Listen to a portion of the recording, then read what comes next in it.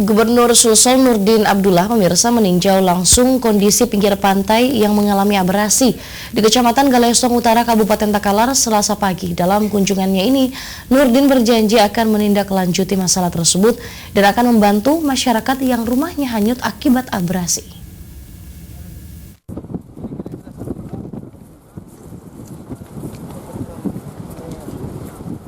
Gubernur Sulsel Nurdin Abdullah bersama Satuan Kerja Pemprov Sulsel turun langsung meninjau kondisi Pantai Galesong Utara yang terkena abrasi. Dalam kunjungannya ini, Nurdin Abdullah berjanji akan menindaklanjuti masalah abrasi di Kabupaten Takalar tersebut. Sementara itu, dari pengakuan warga sekitar, abrasi terjadi karena aktivitas penambangan pasir yang berlebihan. Berdasarkan data pemerintah setempat, tercatat 19 rumah warga terancam hilang karena abrasi air laut dan sekitar 74 km daerah tepi pantai berpotensi abrasi tahun ini. Terkait hal itu, Nurdin Abdullah bersama pihak terkait berjanji segera menyelesaikan permasalahan masyarakat setempat.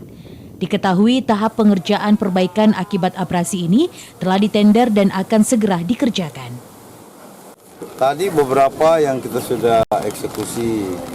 Tadi tokoh-tokoh masyarakat di sini minta beronjong. Ada beronjong kita bisa adakan. Terus nanti Pemda yang isinya, ya. Berikutnya ini balai, ya, balai Pompengan juga sudah mulai mendesain. Sudah ada beberapa sudah tender, ya. Kalau yang di sini kemungkinan sisa tender kita harapkan dari APBN bisa membantu supaya mudah-mudahan tahun depan tidak lagi mengalami hal seperti ini masyarakat di sini.